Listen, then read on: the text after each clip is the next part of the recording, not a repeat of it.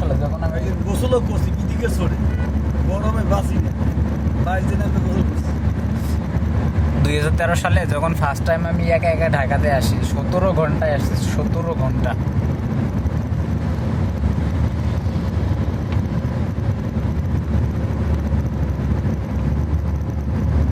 গাড়ির চাপ কত দেখছো?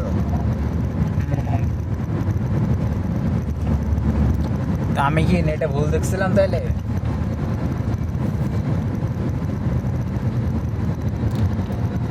এ তো কিছু না ভাই, তাইলে যে দুপুরের পর পর দেখবা কি দুপুরে পর আর একটু পরে এই আজকে আইতে আমার কত সময় লাগবে আসতে? তুমি তো ভাই আজকে মনে হয় পৌঁছাইতে পারবে না, তাই?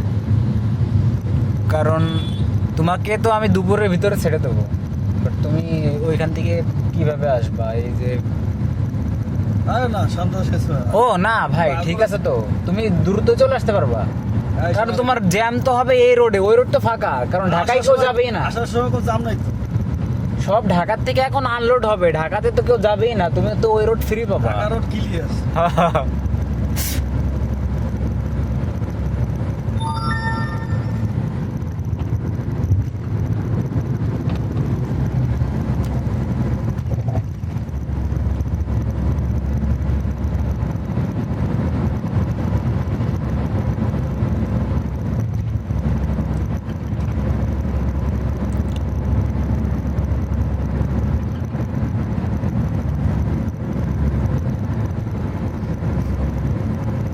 কত স্পিড আছে?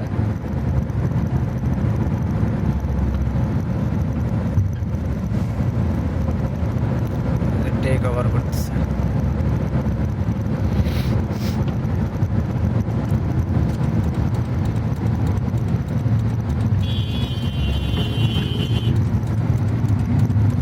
ভিডিও তোমরা না, আমরাও করতেছি, ঠিক আছে? শুধু একটু মায়েরে দেখো না।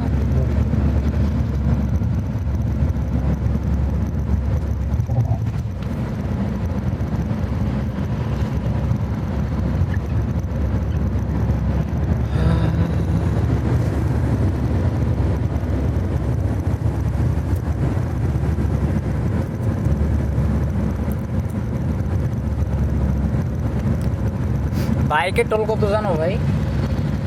কততে?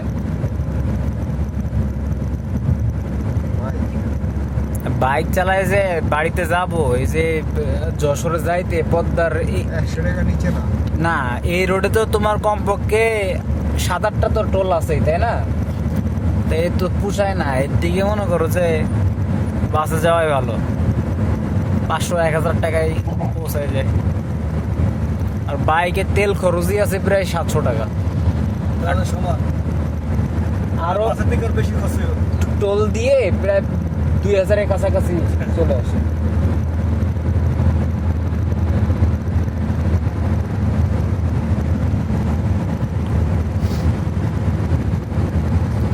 ওরাও ভিডিও করতেছে।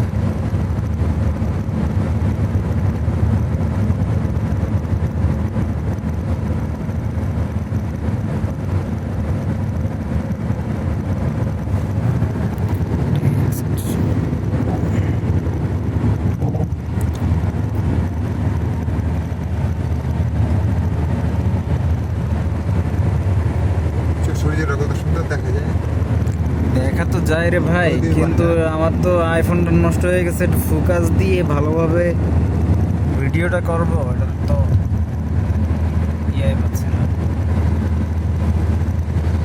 এই দেখো পাড়াপাড়ি করে কিভাবে, দেখছো?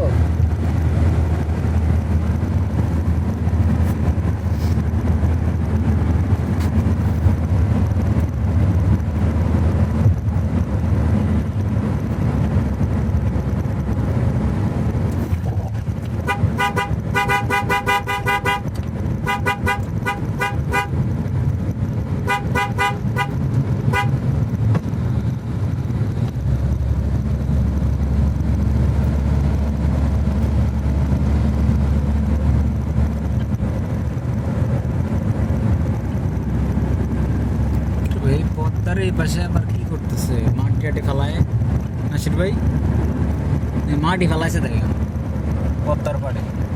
বাড়ি না তো মাটি মাটি না পাথর, বলক বলক। হ্যাঁ। এই জায়গাটা আমার কাছে খুব সুন্দর লাগে আগে ঘোড়ে, এই যে গাছপালা।